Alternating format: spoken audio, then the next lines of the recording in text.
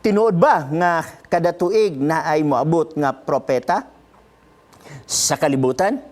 Naaman gud nag-ingon nga naay propeta matag tuig diri sa kalibutan.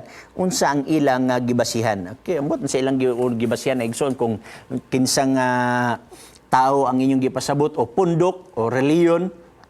Sa ilan na lang ipangutana kay walay pagtulunan ang Seventh-day Adventist nga kada tuig naay propeta mogawas. Ang Biblia igo lang nga nag-ingon nga naay propeta. Ang iglesia adunay propeta. Efeso Kapitulo 4, versikulo 11. Okay? Atong tanaw ng giingon sa balaan kasulatan.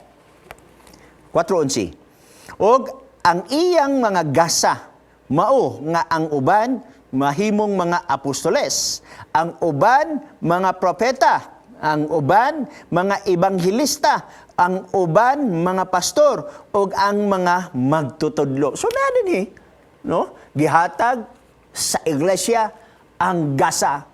Kini din pagka-propeta igsoon, gasa na gyapon ni. Ang pagka-apostoles, kanang word nga apostoles, gikan sa Greek word nga apostolos, meaning mga pinadala, gasa na gyapon ni. Ug ang pagkana ay pastor sulod sa iglesia, gasa na gyapon ni. So makita na nimo ang tinuod nga iglesia. Nga ang tinuod iglesia na apostoles, na ay propeta, adunay pastor, adunay ebanghilista, adunay magtutudlo. Wa mag-ingon ang Efeso Kapitulo 4, versikulo 11, nga ang tinuod nga iglesia na ay gitawag nato nga pare, na gitawag nato og kardinal, o na ay gitawag nato nga pope. Wala dinhi sa Efeso Kapitulo 4. Bisan pa man ang classmate ni nga bersikulo sa unang Korinto Kapitulo 12, wala gihapon tay makaplagan niya na igsoon. So mao ni ang gipahayag na ay propeta igsoon, pero wa mag-ingon nga kada tuig na ay propeta. Okay? So at least kung naamay nagisgot niya na, tingali na sila pagtulunan, pero dili na pagtulunan sa Seventh-day Adventist. Kay dinhi magud sa balaang kasulatan igsoon, dili tanan mag-angkon-angkon nga propeta makalusot sa gitawag natog test sa maong prophet. Kadini mo sa test na prophet igsuon, ang pagka-propeta basta makakita nagaypamanahon gigsuon, dili na mamilok. For example, dinis number sa tanana, Numeros 24, versikulo 4 o 16. Okay, atong tanahon. Brehin nyo balang kasulatan, dinis sa Numeros, Kapitulo 24, versikulo 4 o 16. Nagingon din 4. Siya miingon ang nakadungog sa mga pulong sa Dios ngam nakakita sa pananawon sa makagagahom nga tanan. So nagisgot og vision, pananawon nga nagakahulog og samtang ang iyang mga mata buka. So makakita siyang pananawon igsoon, while ang iyang mata buka. Dili mamilok. Imagine nimo kitagag pananawon sulod sa 30 minutos. Unya, dili ka mamilok igsoon, di ba? Magluha-luha naman ka. Dili ni makaya sa mga tao igsoon nga gapatuo nga sila usa ka propeta. Okay? Napagid 16, no? Atong tanawon, laktod sa 16, nagingon din Okay? Okay. Siya miingon ang nakadungog sa mga pulong sa Dios og nahibalo sa kinaadman sa taas nga uyamot nga nakakita sa pananahon sa makagagahom nga tanan nga nagakahulog og samtang ang iyang mga mata buka. So imo kita igsuon buka ang mata.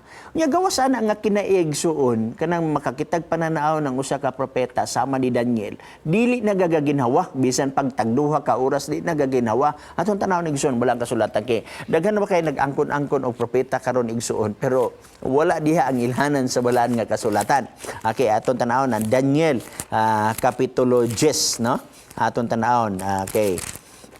O katong basahon ang balaan nga kasulatan.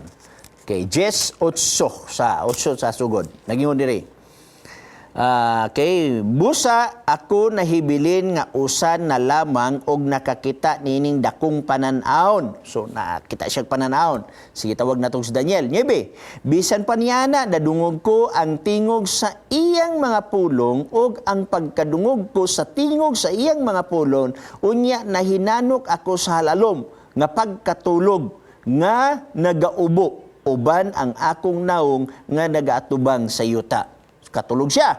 Jess, og aniya karon usa ka kamot mitandog kanako nga nagapaluhod kanako og nakapatukmod sa mga palad sa akong kamot. Unsi, og siya mingon kanako, "O Daniel, ikaw ang tao nga gihigugma pag-ayo sabta ang mga pulong." So katulong siya na tapion sa iyang kamot, unya na gitawag natog nahuna niya nga na siya sa mga gitawag nato igsoon og mga damgo or gitawag natog mga pananaon. Imong nakita din ni igsoon nga naamang siya kanang dili siya katingog pero kita siya pananaon. Aton tanaw bersikulo 15. Og sa diha nga makapamulong siya niining mga pulong nga kanako, akong gipaatubang ang akong naong paingon sa iyo ta og ako nahimong amang.